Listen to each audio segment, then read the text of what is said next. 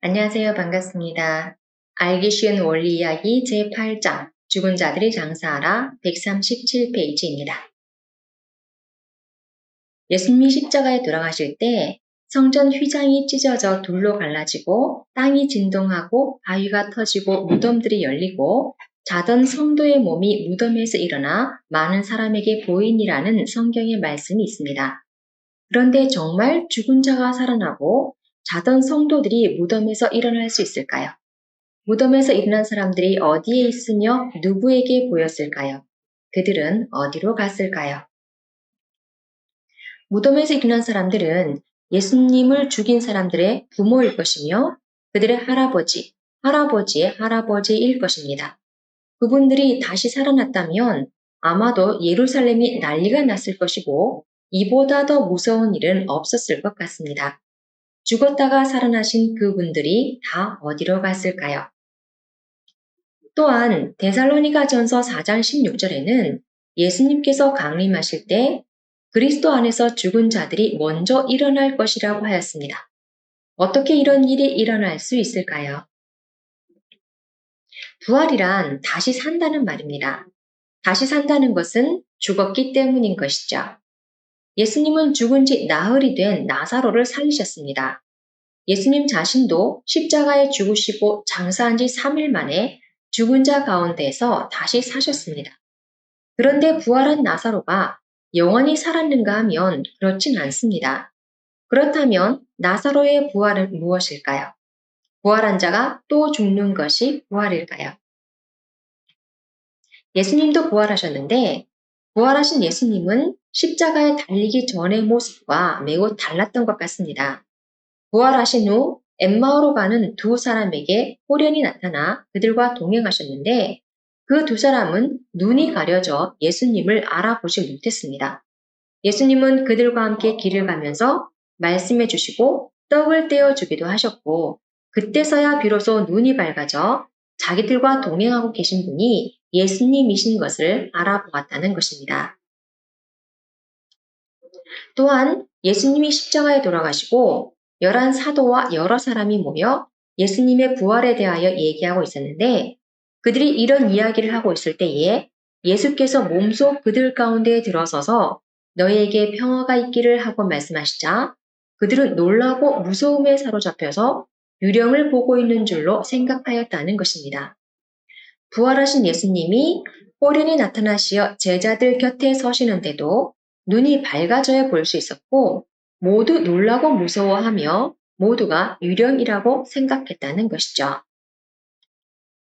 죽은 사람이 다시 산다는 것이 가능한가라는 의문을 해결하기 위해서 먼저 죽었다는 말의 의미가 무엇인지를 정확하게 이해하고자 합니다. 왜냐하면 예수님께서 말씀하시는 죽은 자의 의미는 일반적인 죽음의 의미와는 다르기 때문입니다. 누가복음 9장을 보면 예수님께서 당신의 말씀에 감명을 받은 어떤 사람에게 나를 따라오라고 하십니다. 그 사람이 먼저 집에 가서 아버지의 장례를 치르고 오겠다고 하니 예수님께서는 죽은 자들로 자기의 죽은 자들을 장사하게 하고 너는 가서 하나님의 나라를 전파하라고 대답하셨습니다. 누가 죽은 자들일까요? 예수님께서는 제자의 죽은 아버지도 죽은 자라고 하셨고 죽은 자를 장사하기 위해 모인 살아있는 사람들도 죽은 자라고 말씀하셨습니다. 예수님의 죽은 자에 대한 말씀은 우리의 일반적인 죽음에 대한 이해와는 다르다는 것을 알게 됩니다. 왜 예수님은 활동하고 있는 사람들을 죽은 자라고 하셨을까요? 그것은 그들이 하나님을 믿지 않고 사탄의 종으로 살아가고 있기 때문입니다. 타락한 인간은 죄를 지음으로써 하나님의 품을 떠나 사탄의 종이 되었고 예수님은 그렇게 사탄의 종으로 살아가는 사람을 죽은 자라고 하신 것입니다. 우리도 존재 가치를 상실한 것을 두고 죽었다라고 표현합니다. 물이 죽었다, 시계가 죽었다, 불이 죽었다라고 말하죠. 아무리 육신이 살아있다고 하더라도 사람의 가치를 상실하면 살아있어도 산 사람이 아닌 것으로 얘기합니다. 성경에서도 비신앙적인 사대교회 신도들에게 내가 살았다는 이름은 가졌으되 죽은 자로다라고 말씀하고 있습니다. 그래서 성경에는 사랑치 아니하는 자를 죽은 자라 하고 죄의 삭시 죽음이고 육신의 생각이 죽음이라 말씀하고 있습니다. 이와 반대로 이미 육신의 목숨이 끊어진 인간이라도 그가 하나님의 사랑 안에 있다면 그는 어디까지나 살아있는 사람입니다. 그래서 나를 믿는 자는 죽어도 살겠고 무릇 살아서 나를 믿는 자는 영원히 죽지 아니하리니 이것을 네가 믿느냐라고 하신 것입니다. 그렇다면 이 두 죽은 자 중에 누가 다시 산다는 것이고 부활한다는 것일까요? 죽은 시체가 다시 산다는 것일까요? 아니면 하나님의 사랑의 품을 떠나 사탄의 종이 된 사람이 다시 하나님의 품으로 돌아오는 것을 두고 다시 산다고 말씀하신 것일까요? 이를 명확하게 하기 위해 먼저 인간의 타락으로 인한 죽음이 무엇인가부터 알아보겠습니다. 에덴 동산에서 하나님이 아담과 해와에게 따먹으면 정령 죽으리라고 말씀하셨을 때의 그 죽음은 육신의 죽음을 말하는 것이 아닙니다. 그것은 타락한 아담이 선악과를 따먹은 후에도 800년을 더 살며 자녀를 낳고 지내다가 930세에 죽었다는 말씀을 보아서도 알 수 있습니다. 하나님은 인간이 나이가 들어 노쇠하면 그 육신은 흙으로 돌아가도록 창조하셨습니다.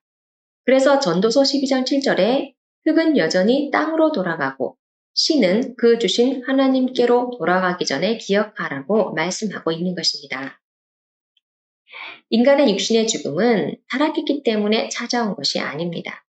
시간과 공간의 제약을 받는 이 땅에서 생명을 가진 존재는 언젠가는 죽게 되어 있습니다.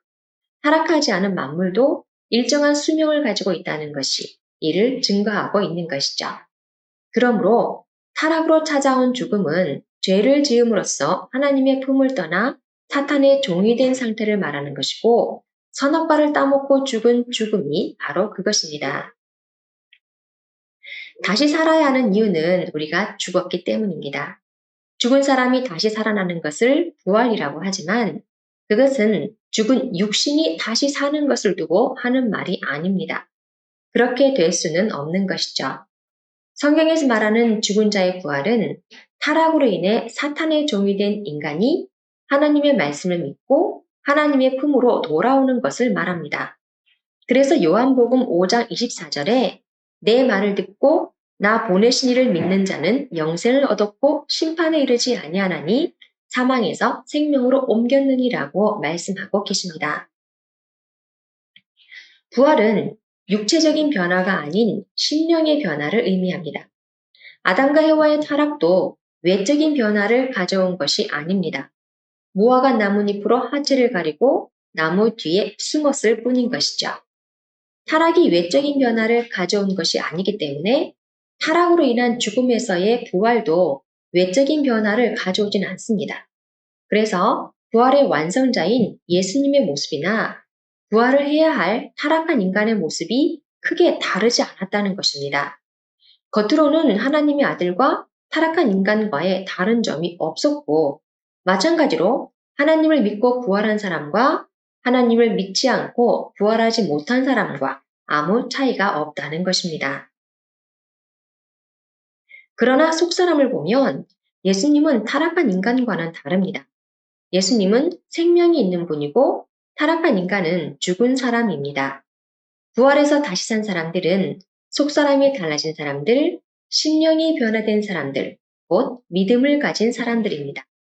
다시 산다는 것은 아담 안에서 모든 사람이 죽는 것 같이 그리스도 안에서 모든 사람이 삶을 얻는 것입니다. 부활한 예수님은 엠마오로 가는 두 사람에게 나타나셨지만 그들이 알아보지 못했고 11사도와 여러 사람도 놀라고 무서워하며 예수님을 유령으로 생각했습니다. 그들의 생각이 틀린 것이 아닙니다. 예수님은 육체로는 죽이심을 당하시고 영으로는 살리심을 받으셨습니다. 제자 도마에게 못 박혔던 손바닥과 창에 찔렸던 옆구리를 보인 것이 육으로 부활하였다는 증거가 되지는 않습니다. 가슴에 칼을 꽂고 피를 흘리며 서 있는 귀신의 모습도 살아있는 사람의 모습과 똑같다는 것이죠. 예수님이 십자가에 달리자 무덤들이 열리고 자던 성도의 몸이 일어났고 많은 사람이 이를 보았습니다. 무덤에서 일어난 사람들이 어디에 있으며 어디로 갔을까요? 그들은 영적으로 부활했고 보다 어두운 영계에서 하나님에게로 가까이 갔습니다. 이것을 무덤에서 일어났다고 표현한 것이며 그것은 영적인 눈으로 볼 수 있는 몇 사람에게만 보이게 되었던 것입니다. 누가복음 15장에 보면 탕자가 돌아옵니다. 아버지가 달려가 아들을 끌어안고 입을 맞추며 어쩔 줄 몰라하며 아버지는 말합니다. 내 아들은 죽었다가 살아났으며 내가 잃었다가 다시 얻었노라. 탕자가 되었던 자식이 집으로 돌아온 것을 두고 아버지는 죽었다가 살아났다고 말합니다. 바로 이렇게 타락한 인간이 하나님의 품으로 돌아오는 것이 진정 다시 사는 것이며 이것이 바로 부활입니다. 영어로 악마를 devil이라고 합니다. 이 악마의 알파벳을 거꾸로 쓰면 lived가 됩니다. 악마와 반대로 사는 것이 사는 것이고 부활입니다. 성경은 무덤이 열리고 죽어 부패한 시체에 뼈가 붙고 힘줄이 생기고 살이 오르며 가죽이 덮이고 생기가 들어가 살아 일어난다고 말합니다. 그렇게 부활한다고 하는데 이는 시적인 표현으로 사탄의 품을 떠나 하나님의 품으로 돌아오는 사람의 기쁨을 시적으로 표현하는 것입니다. 나사로는 죽었다가 다시 살아났지만 예수님께서 말씀하신 부활은 아닌 것이죠. 그래서 그는 다시 죽은 것입니다. 부활은 육신이 아니라 영혼이 사는 것이며 이것이 진정 다시 사는 것입니다. 다음 시간에 뵙겠습니다. 감사합니다.